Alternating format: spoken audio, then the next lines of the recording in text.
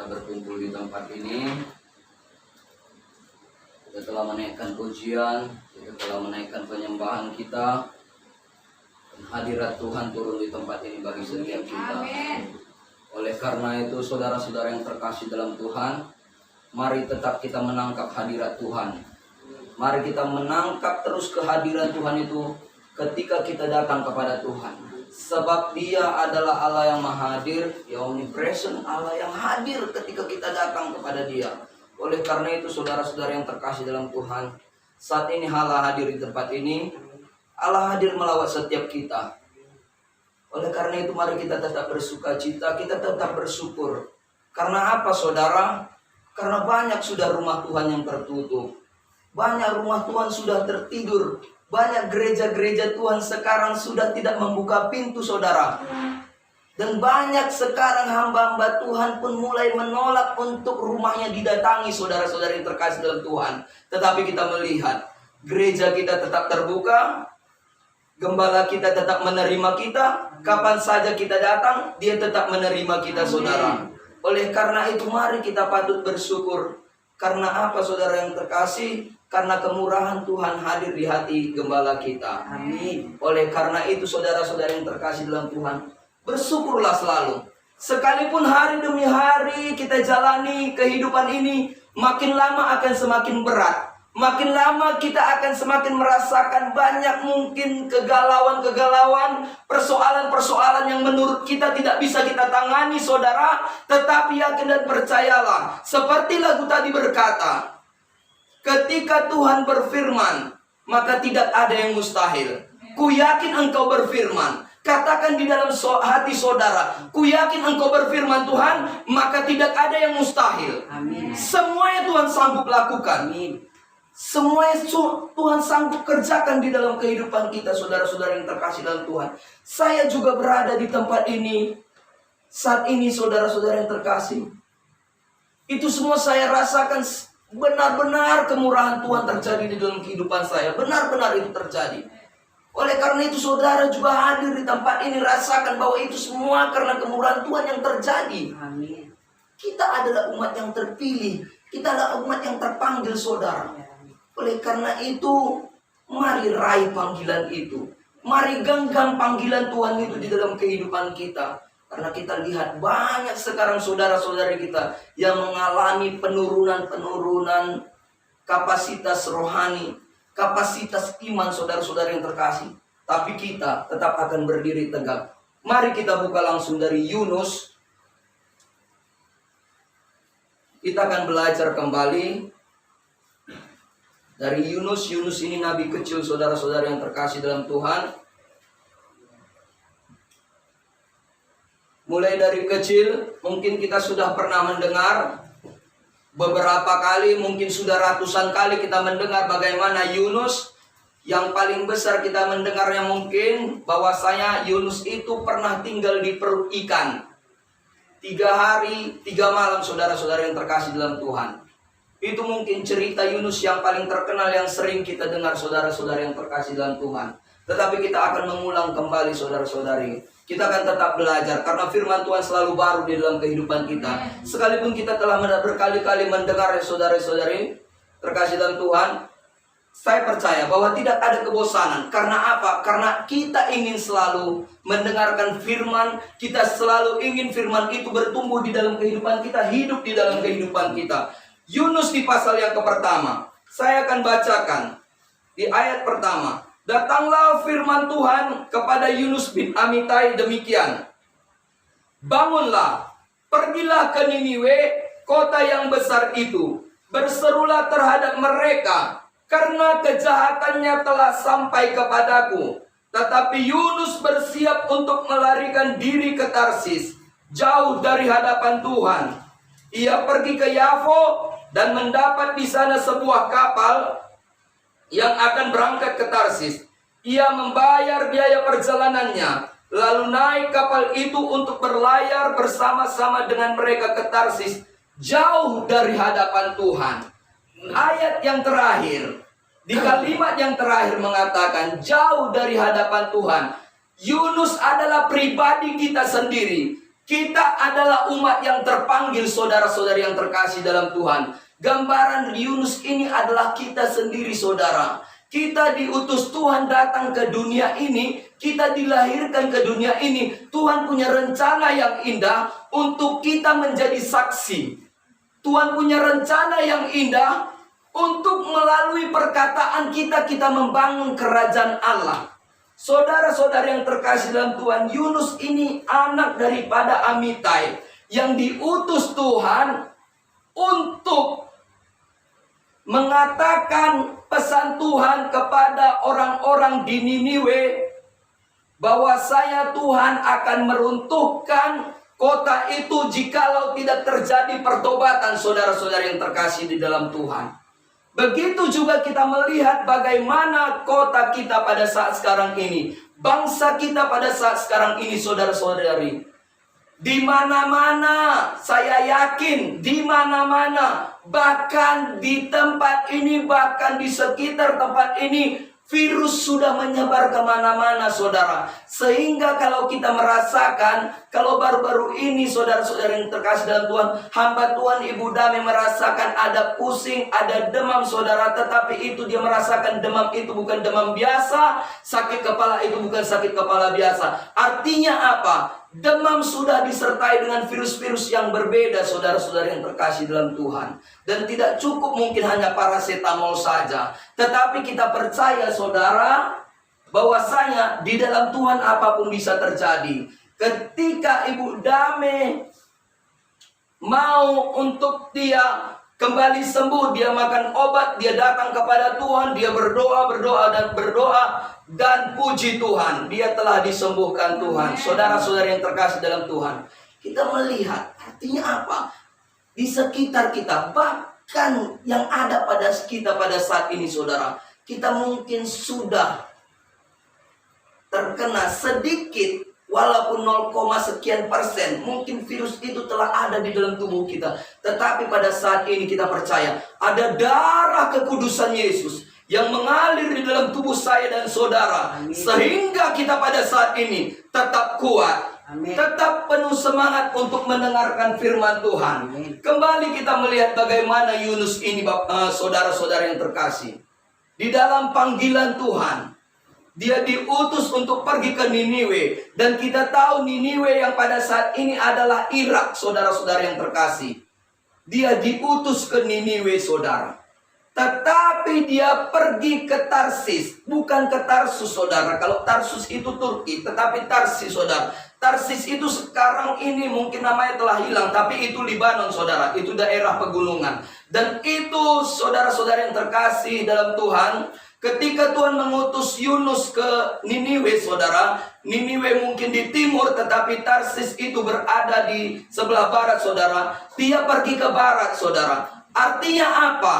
Bahwa dia tidak dengar-dengaran dengan Tuhan. Ketika disuruh ke timur, dia pergi ke barat. Ketika disuruh dia ke tanah Karo, dia pergi ke Binjai, saudara-saudara yang terkasih dalam Tuhan. Itu artinya berlawanan dengan kehendak Tuhan, saudara. Jadi kita di tempat ini, mari kita tetap belajar untuk dengar-dengaran kepada Tuhan. Karena firman Tuhan pun mengatakan, lebih baik dengar-dengaran daripada persembahan. Lebih baik dengar-dengaran daripada korban bakaran. Karena Tuhan menginginkan, kenapa ditekankan bagi setiap kita untuk dengar-dengaran, agar kita belajar untuk taat. Taat itu kalau dibalikkan pun katanya tetap taat, saudara. Oleh karena itu kita belajar untuk taat. Hal ini saat ini, saudara, bangsa-bangsa sedang digoncang. Indonesia sedang digoncang. Kota Medan sedang digoncang. Lingkungan kita sedang digoncang. Dengan adanya virus ini, saudara-saudara yang terkasih. Tapi di sini Tuhan mengizinkan untuk setiap virus-virus ini walaupun masuk, dia ingin setiap kita untuk belajar dengar-dengaran. Tetap dengar-dengaran. Jangan pernah goyah. Sekalipun dunia akan tergoncang, saudara. Dan ini mungkin setelah virus corona, kita tidak tahu apa yang akan terjadi, saudara. Kita tidak tahu. Sekarang saja sudah banyak yang kelaparan. Sekarang saja sudah banyak orang yang mungkin sudah murtad, sudah lari dari jalan Tuhan, saudara-saudari. Karena apa? Karena tidak sanggup di dalam kehidupan ini untuk menahan badai-badai kehidupan yang terjadi. Oleh karena itu saudara-saudara yang terkasih dalam Tuhan, begitupun Yunus di dalam kehidupannya. Dia saudara-saudara yang terkasih, di dalam dia menjadi panggilan Tuhan, dia tidak menerapkan apa yang menjadi maunya Tuhan di dalam kehidupannya, saudara-saudara yang terkasih dalam Tuhan. Oleh karena itu dikatakan di sini, bangunlah, pergilah ke Niniwe, ke kota yang besar itu. Niniwe adalah kota besar pada saat itu, saudara. Berserulah terhadap mereka, karena kejahatannya telah sampai kepadaku. Niniwe bukan bangsa Israel, saudara, tetapi Tuhan tidak memilih orang, Tuhan tidak memilih bangsa untuk menyelamatkan, untuk memberikan kasih. Tuhan tidak mengadakan pembedaan-pembedaan. Oleh karena itu, saudara-saudara yang terkasih dalam Tuhan, jangan pernah berpikir kalau hanya bangsa Israel yang diselamatkan. Kita adalah Israel rohani yang akan terima keselamatan itu juga. Oleh karena itu, saudara-saudara yang terkasih dalam Tuhan, jangan pernah lari dari panggilan Tuhan. Kita lihat di sini, saudara-saudari yang terkasih, berserulah terhadap mereka, sampaikan apa yang menjadi pesanku kepada mereka, sampaikan apa yang menjadi keinginanku kepada mereka. Yunus, sampaikan segala perkataanku kepada bangsa itu, karena kejahatannya telah sampai kepadaku. Artinya apa, saudara-saudara yang terkasih? Bahwa pada saat itu Niniwe tingkat kejahatannya sungguh sudah luar biasa, sehingga mengganggu telinga Tuhan, saudara. Sehingga mengganggu pemandangan Allah, saudara-saudara yang terkasih. Sehingga Allah pun mulai murka terhadap bangsa itu. Tetapi di dalam kemurkaannya ada kasih yang luar biasa, saudara-saudara yang terkasih. Di dalam kegeramannya, di dalam kemarahannya ada kasih yang luar biasa. Dan kasih itulah yang ingin dia berikan kepada bangsa Niniwe. Oleh karena itu, bangsa kita bukan bangsa Israel, tetapi bangsa ini juga adalah bangsa pilihan Tuhan. Kota kita bukan kota pilihan, tetapi kota ini di mata Tuhan adalah pilihan Tuhan. Spesial di mata Tuhan. Diizinkan semua terjadi agar kita datang kepada Tuhan. Mari kita belajar untuk terus datang kepada Tuhan. Mungkin kita mengalami berat, beban masalah yang cukup berat di dalam kehidupan kita, saudara. Tetapi ketika kita mau berubah, ketika kita mau berbalik, belajar, ada progres, saudara-saudara yang terkasih dalam Tuhan, maka Tuhan pun akan memandang, saudara. Tuhan pun akan memandang kita dan akan memberikan penilaian dan akan memberikan kelegaan bagi setiap kita, saudara-saudara yang terkasih dalam Tuhan. Mari kita belajar untuk saat ini. Pada saat ini kita melihat bagaimana Yunus di dalam ini tadi dikatakan di firman ini mengatakan bahwa Yunus lari dari panggilan Tuhan. Tetapi Yunus bersiap untuk melarikan diri ke Tarsis, jauh dari hadapan Tuhan. Saudara-saudara yang terkasih dalam Tuhan, Tarsis adalah tempat pelarian. Tarsis adalah zona nyaman. Tarsis adalah dosa, saudara. Oleh karena itu, jangan mau pergi ke Tarsis. Belajar untuk kita membuang Tarsis-Tarsis di dalam kehidupan kita, saudara. Belajar kita untuk lari, melompat dari zona nyaman kehidupan kita pada saat ini. Kalau kita merasakan PPKM, mungkin kebanyakan kita di rumah, saudara. Tetapi di rumah belajar kita untuk tidak tidur-tiduran. Tetapi kita belajar untuk membaca firman. Kita belajar untuk datang kepada Tuhan. Kita belajar untuk menyembah Tuhan, saudara-saudara yang terkasih dalam Tuhan. Di masa PPKM adalah masa-masa untuk kita mengalami pendekatan-pendekatan dengan Tuhan. Masa untuk membangun keintiman dengan Tuhan. Oleh karena itu, saudara-saudara yang terkasih dalam Tuhan, disinilah saatnya untuk kita belajar membangun keintiman dengan Tuhan. Mungkin di masa normal dulu kita berpikiran bahwa terkadang orang bertanya, ayo ke gereja, nanti saja saya ada kerja, nanti saja saya ada urusan. Saudara-saudara yang terkasih dalam Tuhan, pada saat ini semuanya dibatasi, maka tidak ada alasan. Mari belajar datang kepada Tuhan. Mari kita coba merubah hidup kita, karena di saat ini itulah yang Tuhan inginkan di dalam hidup kita, saudara.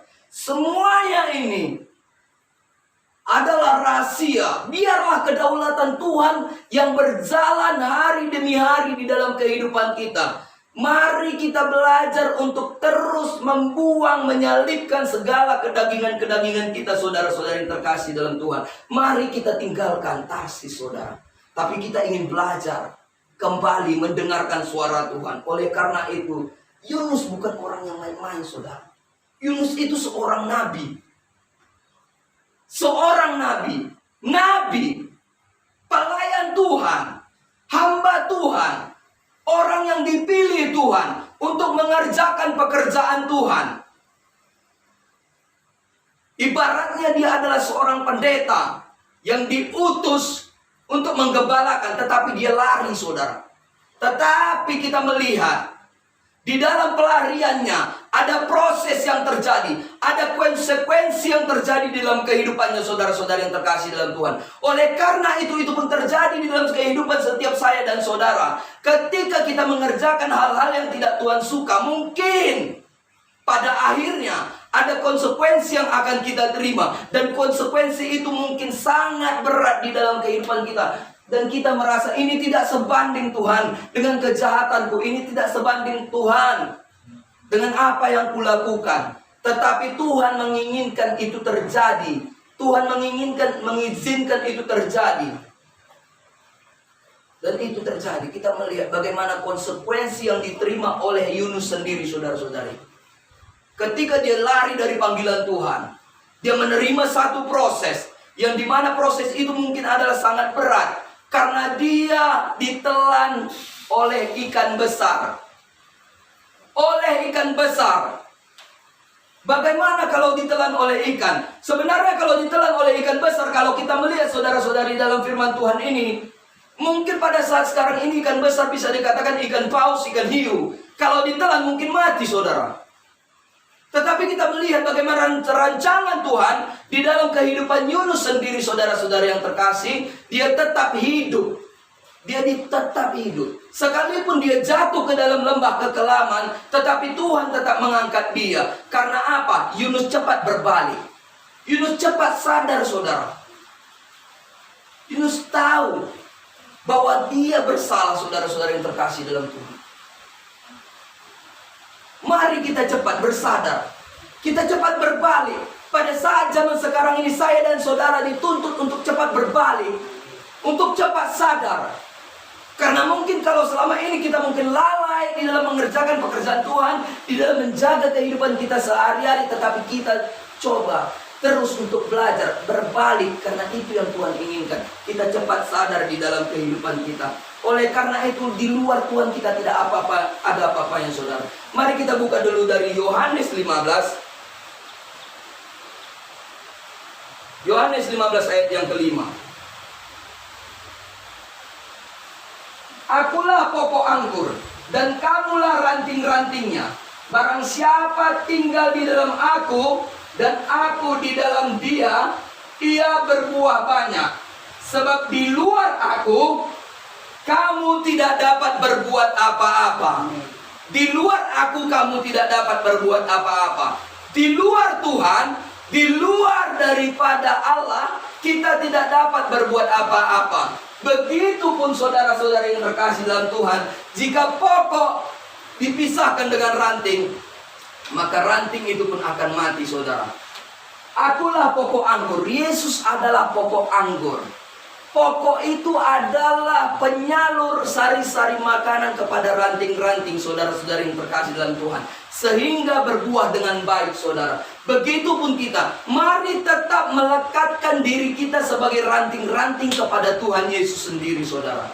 Mari lekatkan diri kita agar kita tetap menerima sari-sari makanan dari Tuhan Yesus, menerima firman yang benar dari Tuhan Yesus, saudara-saudara yang terkasih dalam Tuhan. Mari kita belajar. Akulah pokok anggur. Ayat terakhir, sebab di luar aku kamu tidak dapat berbuat apa-apa. Jangan pernah berlagak kalau kita itu punya kekuatan. Jangan pernah berlagak kalau kita itu punya uang, saudara-saudara yang terkasih dalam Tuhan.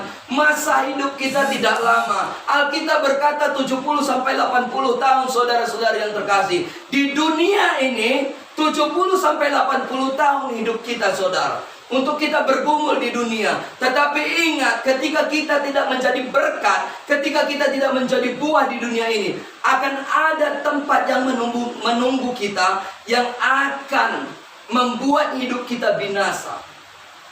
Tetapi ketika kita mau menjadi dampak, ketika kita mau menjadi berkat, ketika kita mau dengar-dengaran, ketika kita ingin mempertahankan firman Tuhan, maka tempat terindah pun akan menjadi bagian saya dan saudara.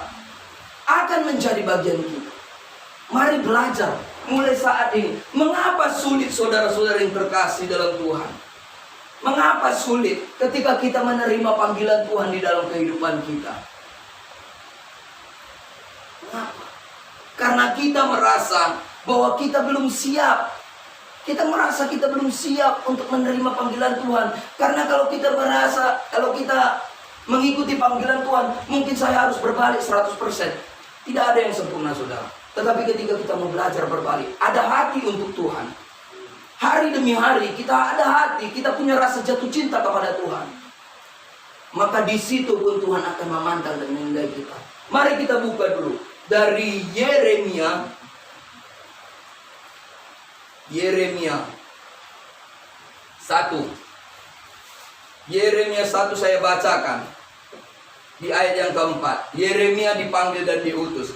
Firman Tuhan datang kepadaku bunyinya, sebelum aku membentuk engkau dalam rahim ibumu, aku telah mengenal engkau. Dan sebelum engkau keluar dari kandungan, aku telah menguduskan engkau. Aku telah menetapkan engkau menjadi nabi bagi bangsa-bangsa. Maka aku menjawab, Tuhan Allah, sesungguhnya aku tidak pandai berbicara, sebab aku ini masih muda. Tetapi Tuhan berfirman kepadaku, jangan katakan, aku ini masih muda. Tetapi kepada siapapun engkau kuutus, haruslah engkau pergi. Dan apapun yang kuperintahkan kepadamu, haruslah kau sampaikan. Jangan takut kepada mereka, sebab aku menyertai engkau untuk melepaskan engkau. Demikianlah firman Tuhan. Amin. Saudara-saudara yang terkasih dalam Tuhan, mulai dari kita di kandungan ibu kita, saudara, mulai dari kita di dalam rahim, kita telah dipilih Tuhan, kita telah dipanggil Tuhan, untuk kita dipersiapkan masuk di dalam kerajaannya, untuk kita dipersiapkan untuk menjadi saksi yang tertulis, saudara-saudara yang terkasih dalam Tuhan. Oleh karena itu, saudara, seperti Nabi Yeremia pada awalnya dia merasa tidak siap, saudara. Dia merasa masih muda, dia tidak pandai berbicara. Tetapi saudara-saudara yang terkasih dalam Tuhan, bahwa Tuhan menjamin ada kekuatan. Tuhan menjamin, Tuhan akan memberikan kesanggupan. Maka terjadilah penyertaan Tuhan di dalam kehidupannya, dan dia disanggupkan. Begitu juga dengan saya dan saudara. Saudara-saudara yang terkasih dalam Tuhan, jangan pernah katakan aku tidak siap. Tetapi kita belajar untuk mau siap terpanggil, saudara. Untuk mau kita terpanggil menjadi pemberita firman. Tidak berarti pemberita firman itu harus pendeta, tidak. Jemaat-jemaat yang terkasih di tempat ini pun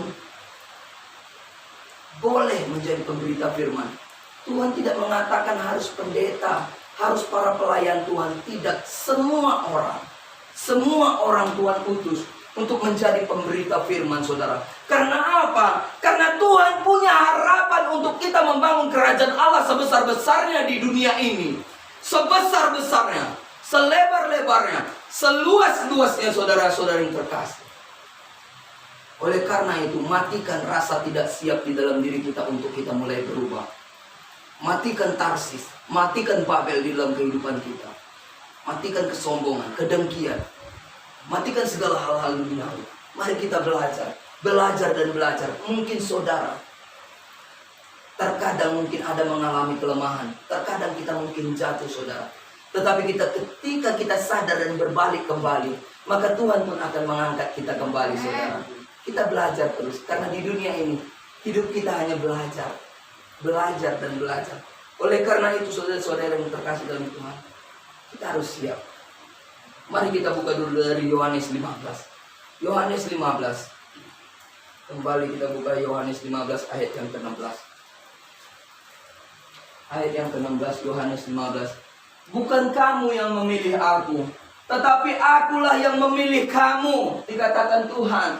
Dan aku telah menetapkan kamu supaya kamu pergi dan menghasilkan buah. Dan buahmu itu tetap, supaya apa yang kamu minta kepada Bapa dalam namaku, diberikannya kepadamu. Amin. Kita adalah bangsa yang terpilih. Kita adalah umat yang terpilih. Dan itu bukan pilihan kita, tetapi itu adalah pilihan Tuhan. Bukan kita yang memilih diri kita, saudara, tetapi Tuhan yang memilih. Bagaimana kalau penguasa dunia ini yang memilih kita? Artinya apa? Dia akan memberikan kepada kita kesanggupan. Artinya dia akan memberikan kita kuasa, memberikan kita kemampuan, menjaga kita, menyertai hidup kita. Oleh karena itu, bukan kamu yang memilih aku, bukan kita, saudara. Bukan kita yang memilih. Bukan saya yang putuskan untuk menjadi seorang hamba Tuhan. Tetapi Tuhan yang memutuskan untuk saya terpanggil menjadi hamba Tuhan. Oleh karena itu, begitupun saya dan saudara sendiri. Bukan kita yang memutuskan untuk kita seperti ini. Tetapi ketika kita mau menyerahkan kepada Tuhan, Tuhan akan memutuskan kita untuk kita mengalami panggilan-panggilan ilahi. Oleh karena itu, saudara-saudari, mari kita belajar. Mengapa orang tidak siap terkadang? Mengapa orang sulit di dalam menerima panggilan Tuhan terkadang? Karena dia memikirkan, karena dia berpikir bahwasanya saya bukan pilihan, saya tidak siap. Tapi hari ini kita belajar, saudara-saudara yang terkasih dalam Tuhan. Yang ketiga, kenapa orang sulit di dalam menerima panggilan Tuhan? Karena dia tidak siap untuk disalib, saudara. Saya dan saudara, mari belajar siap untuk disalib. Mari belajar untuk kita memikul salib, saudara. Mari belajar kita untuk mengikis segala kedagingan kita. Galatia 5 ayat 24 berkata, Galatia 5 ayat yang ke-24 dikatakan, barang siapa menjadi milik Kristus Yesus, ia telah menyalibkan daging dengan segala hawa nafsu dan keinginannya. Saya dan saudara bukan hanya sekedar mengaku-ngaku menjadi milik Kristus. Saya dan saudara bukan hanya sekedar mengaku-ngaku menjadi pengikut Kristus, tetapi kita adalah benar-benar adalah milik Kristus. Kita telah disegel menjadi milik Kristus. Oleh karena itu, ketika kita mendapatkan penyegelan menjadi milik Kristus, pengklaiman menjadi milik Kristus, artinya kita harus menyalibkan kedagingan kita. Artinya kita harus menyalibkan segala hawa nafsu kita. Saya dan saudara, mari mengalami yang namanya hidup di dalam Tuhan. Hidup di dalam kebenarannya lebih lagi, saudara-saudara yang terkasih dalam Tuhan. Sebab di luar Tuhan kita tidak ada apa-apanya. Mari kita belajar untuk menyalibkan kedagingan kita, mengikis kedagingan kita, sekalipun itu berat. Karena apa, saudara, berat? Karena semua yang kedagingan ini adalah semua yang kita sukai, saudara. Tidur, santai-santai, shopping, itu hal-hal yang disukai manusia, kan? Manusia dunia menyukai. Dan rata-rata manusia menyukai itu. Hidup santai, banyak uang, kehidupan mewah, semua kehidupan terjamin, anak-anak baik-baik saja, suami dengan istri akur, anak-anak baik-baik saja, punya banyak uang, mobil 30, rumah 50. Itu keinginan semua orang, saudara. Itu keinginan semua orang. Tetapi keinginan Allah sendiri di dalam kehidupan kita, kita belajar untuk menyalibkan kedagingan kita. Untuk kita tidak menuruti hawa nafsu dunia ini, saudara. Karena Tuhan katakan pun dunia ini tidak kekal, saudara. Kehidupan kita di dunia ini juga tidak kekal. Sebentar lagi kita, kalau kata kasarnya, punah, habis. Setelah itu, mari kita pergi ke tempat masing-masing. Di mana tempat masing-masing? Surga kah? Neraka kah? Kita belajar. Hari ini kita belajar untuk tidak seperti Yunus ketika tidak mengalami lahir batin. Kita belajar untuk kita hancurkan tarsis-tarsis di dalam kehidupan kita. Kita belajar untuk bersiap menerima panggilan surgawi. Tanamkan di dalam diri saya dan saudara. Saya adalah panggilan Tuhan. Saya memang jemaat, tetapi saya adalah panggilan Tuhan. Kita semua adalah jemaatnya Tuhan, saudara. Kita belajar untuk tidak terikut dengan arus dunia ini. Oleh karena itu, belajar untuk siap untuk disalib. Belajar untuk kita menerima salib. Rasul Paulus siap untuk disalib. Di dalam 2 Korintus dia berkata, saudara-saudara yang terkasih dalam Tuhan, kehidupannya dia didera, dilempar batu, mengalami kapal karam, hidup lebih banyak di penjara, saudara. Ketika dia memilih Kristus, maka lebih besar pergumulan yang dihadapinya. Ketika saya dan saudara saat ini mengalami pergumulan besar, artinya kita sudah hidup di dalam Tuhan. Tinggal kita bagaimana menjalani hidup di dalam Tuhan itu dengan setia. Ketika kita mau hidup setia di dalam Tuhan, maka pergumulan-pergumulan besar, badai-badai besar, batu-batu besar di dalam kehidupan kita, Tuhan akan singkirkan dengan caranya. Dengan caranya, saudara. Dengan caranya. Bukan artinya terkadang kita merasa, kok belum lepas-lepas Tuhan. Kok seperti ini Tuhan. Kok belum dijawab-jawab Tuhan. Tuhan sudah jawab. Hari ini ketika saudara mengalami badai-badai persoalan, sebenarnya Tuhan sudah jawab. Tetapi dengan cara Tuhan. Pahami Tuhan dari hal-hal terkecil. Dari hal-hal terkecil, saudara-saudara yang terkasih dalam Tuhan. Maka ketika kita memahami Tuhan dari hal-hal terkecil, maka hal-hal besar pun akan dipercayakan kepada saya dan saudara.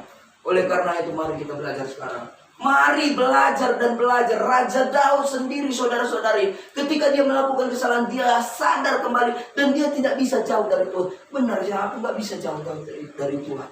Benar, saya tidak bisa jauh dari Tuhan. Tanamkan di dalam diri saya dan saudara, saya tidak bisa jauh dari Tuhan. Mari kita buka dulu di dalam Mazmur 139. Mazmur 139.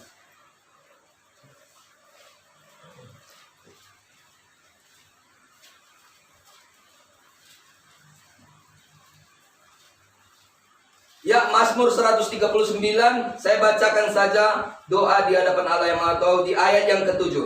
Kemana aku dapat pergi menjauhi roh-Mu? Kemana aku dapat lari dari hadapan-Mu? Jika aku mendaki ke langit, Engkau di sana. Jika aku menaruh tempat tidurku di dunia orang mati, di situ pun Engkau. Jika aku terbang dengan sayap fajar dan membuat kediaman di ujung laut, juga di sana tangan-Mu akan menuntun aku, dan tangan kanan-Mu memegang aku. Saudara-saudara yang terkasih dalam Tuhan, ketika Daud menyesal akan perbuatannya dan dia menyadari bahwa hidupnya itu tidak bisa jauh dari Tuhan, saudara. Dimanapun Tuhan ada, saudara. Hari ini saudara-saudara yang terkasih dalam Tuhan, jikalau ada pelarian di dalam diri kita ini, lari dari panggilan Tuhan, lari dari kemauan Tuhan, mari kembali mendekat, karena Tuhan ada di mana-mana. Dia mengintip setiap saya dan saudara. Dia melihat setiap gerakan-gerakan saya dan saudara. Seperti saya pernah katakan, uang receh yang di kantong kita saja pun Tuhan tahu, saudara.